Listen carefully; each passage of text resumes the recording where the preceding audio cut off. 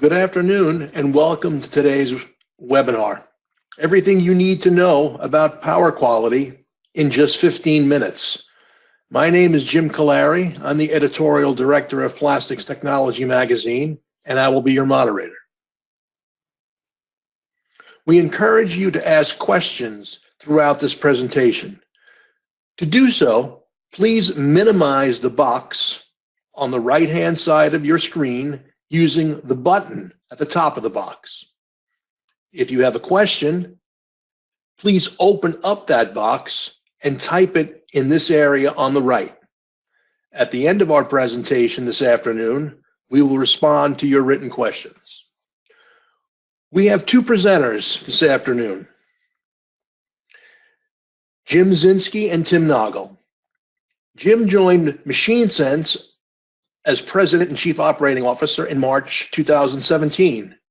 Prior to that assignment, he was an integral part of product development and market alignment for MachineSense while managing pneumatic conveying equipment and central system controls as Vice President of Product Technology for Novatech Inc. Jim has more than 25 years of experience designing equipment and installed systems for plastics processors.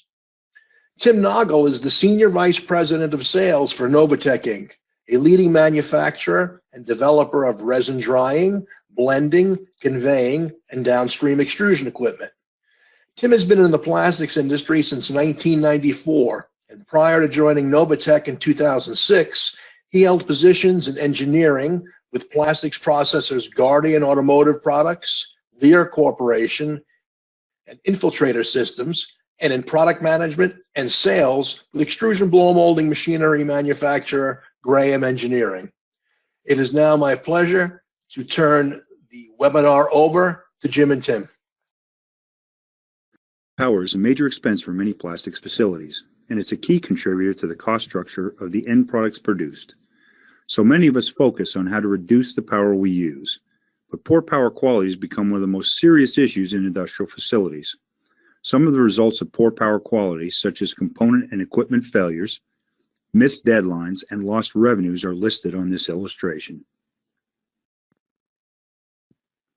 The Electric Power Research Institute estimates that poor power quality costs American industry up to $188 billion a year in direct costs as well as lost productivity.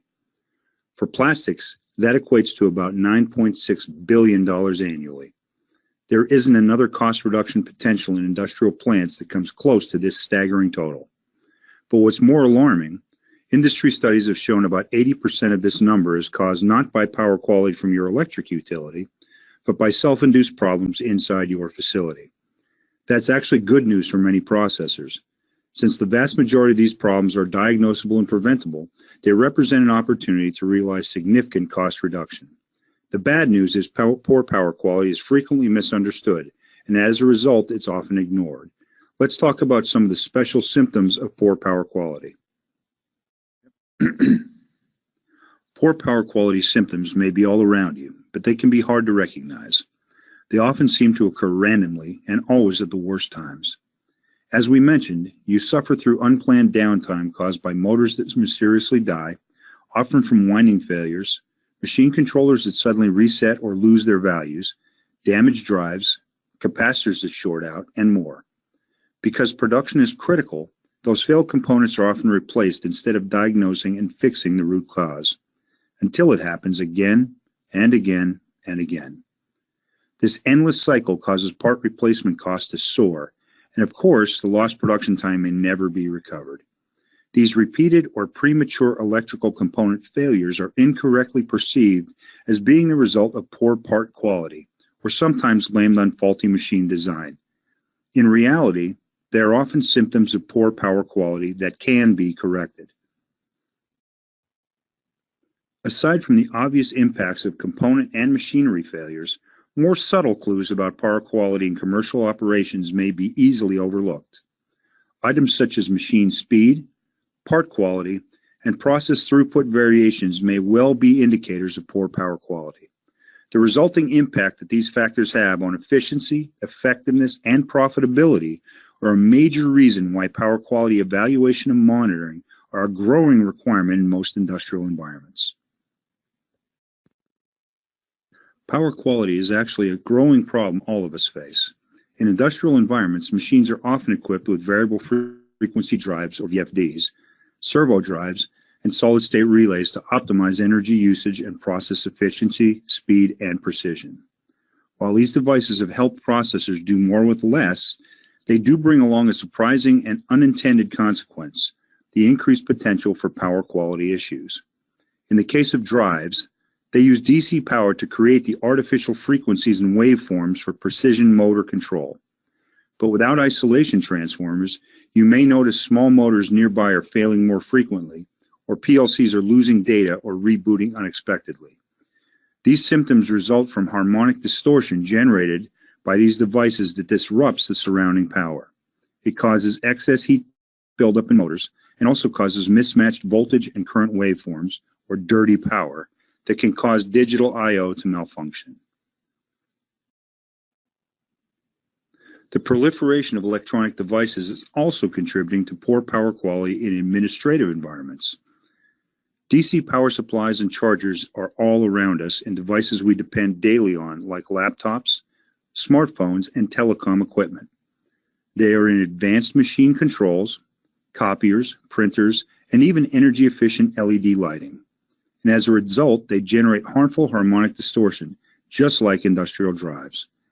The irony in this is that the same devices that are benefiting from those technological advances are also the victims of it. In the office or in the factory, you may see increased memory faults and reboots, communication errors, and other device lockups.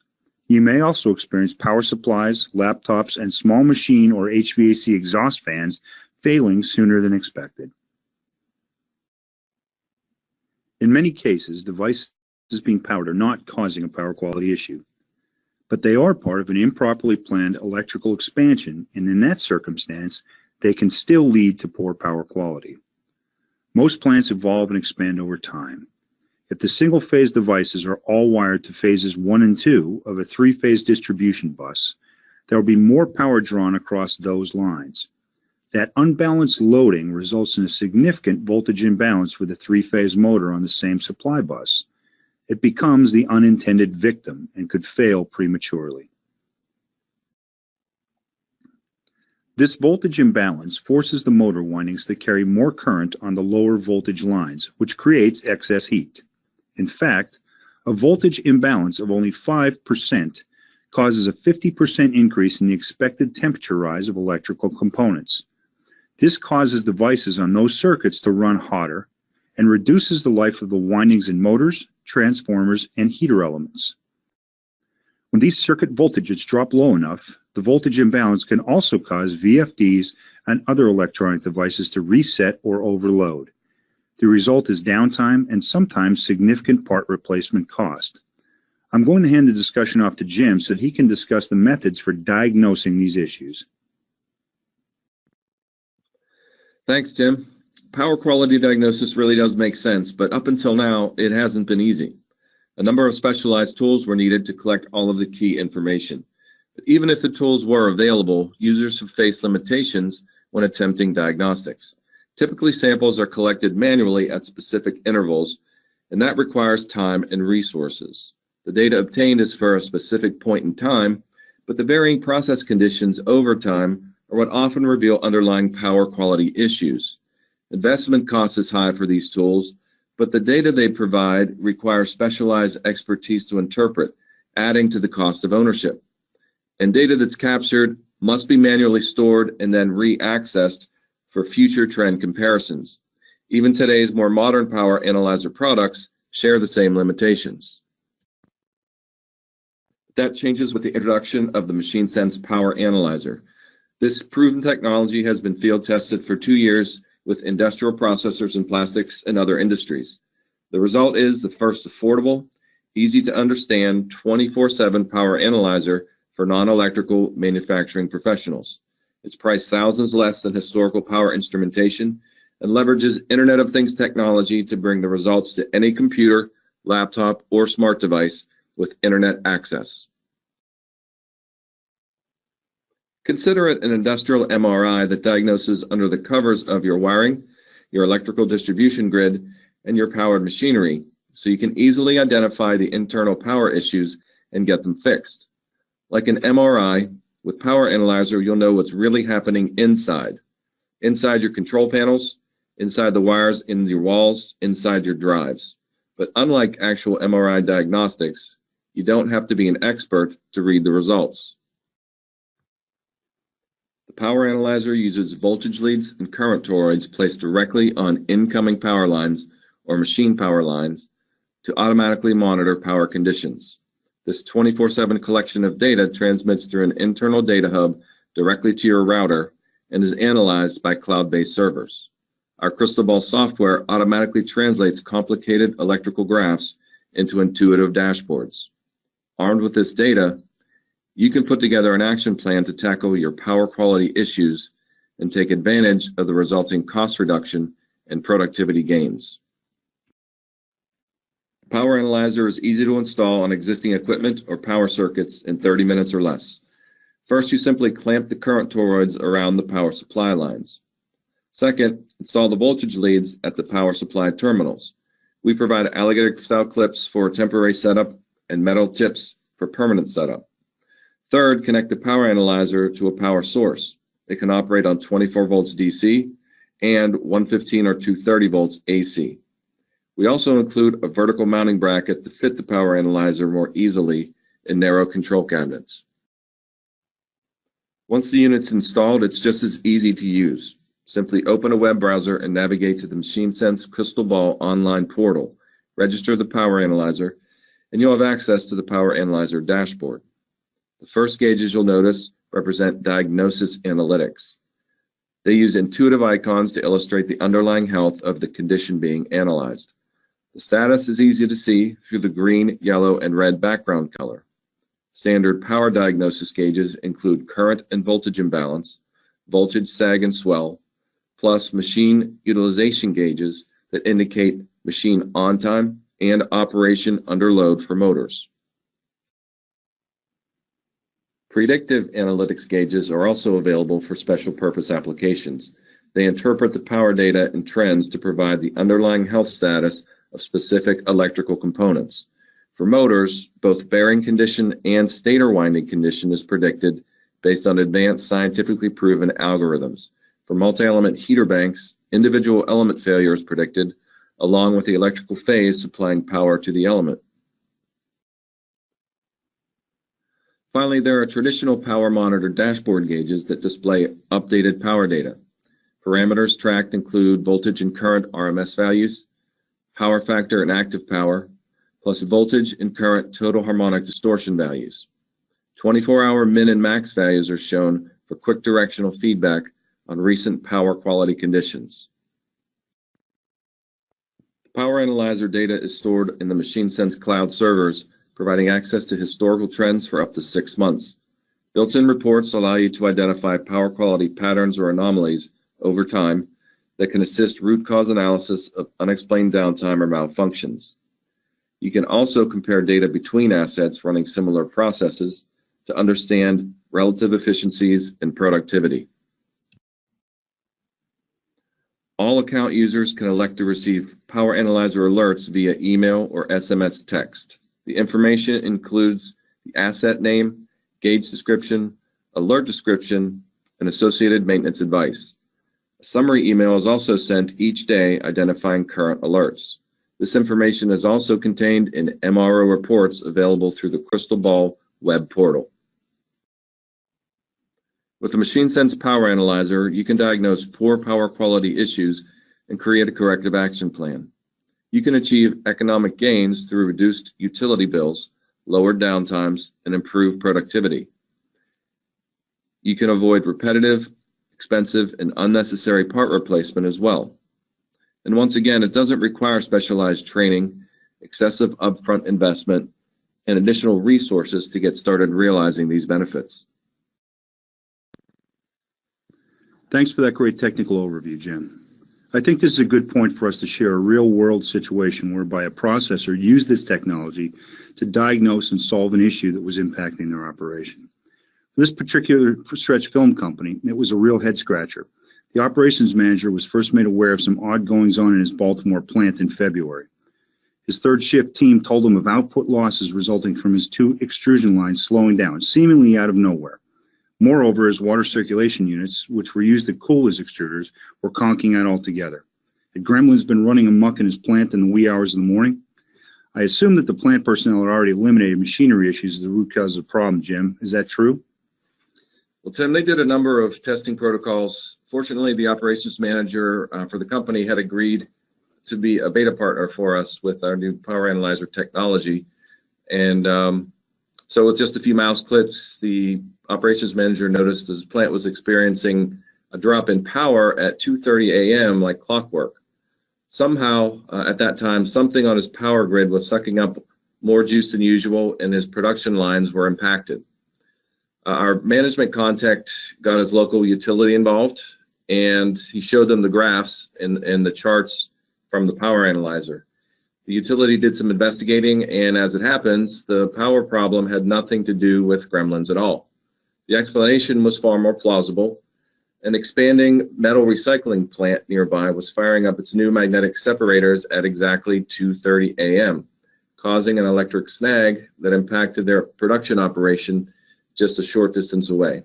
The power company responded to the problem by increasing power to our partner's building from 650 to 900 amps. So it's a good story about how they identified a problem, and then they got the right experts involved to solve it for them. Sounds like exactly the right tool, Jim. That brings us to the conclusion of our webinar presentation. We'd like to thank you all for taking time from your busy day to join us. We appreciate your interest and will be glad to answer any questions that were logged during the presentation and invite you now to submit any final questions you may have. Once again, thank you very much for attending. Thanks, gentlemen. You provided quite a bit of information in a quick period of time, very succinctly done, very informative. There is a question here. While you talk a bit about monitoring and trending, and Jim, I think you touched on this a bit, maybe you can elaborate it. Can the product actually help a processor save power and ultimately save money? Jim, yeah, it can. So what it can do is it can monitor the power that's being consumed on major assets or even areas of a facility. And those trends will be available to share with your energy provider, your utility service. And those can be analyzed together to even out the peak usage areas. So if you're using heavy energy processes that can be, say, reallocated to lower energy time periods, those are the types of things that really can add up over time. I think it also gives you enough information that if there are energy rebate opportunities and those types of programs available in your area, you've got enough historical information and a trend analysis to be able to share with that provider to be able to try and take advantage of those things if they're applicable. Yeah, there's no doubt. It provides great evidence if you are looking for those energy credits, and there's a proposal on the table. You can do a before and after very easily with the data, and that's the type of information that makes the grant process or the reimbursement process go a whole lot smoother. Do you see these kinds of problems? Are they more typical, or are they common in cases where plants expand? And by expand, I mean either maybe add a building to their existing structure, or perhaps bring in 5 or 6 more machines at a time. Is that when these problems can typically pop up, or are they commonly popping up in those kind of cases? I think that's probably a good example of when these things most commonly occur, Jim. It's planning for those types of expansions involves a lot of different areas, and one of the areas that sometimes is not quite as well planned out or understood is the electrical expansion. A lot of companies that we we do business with and help in expansion projects like that really even struggle to have a one-line diagram of the plant of how all the circuits run and where all of the feeds come from. So it's very easy for those things to happen where you get unbalanced loads on a three-phase system because of tapping off a single phase, or you overload one bus with more machines as opposed to another one maybe that's less convenient, but maybe less loaded and probably should be used more heavily. On the other side of that too, Jim, in some cases, you may be bringing in some equipment that's highly energy efficient, and it's using some of these drives and other devices that will create some power quality problems for you. And it's not always understood that those things need to be isolated and or filtered to prevent the problem from occurring around the new equipment. So whether it's adding multiple machines or even just a new piece of equipment, a lot of the time these sorts of issues can go overlooked. We have one attendee who is inquiring as to whether they can track equipment kilowatt-hour power usage with this technology as well.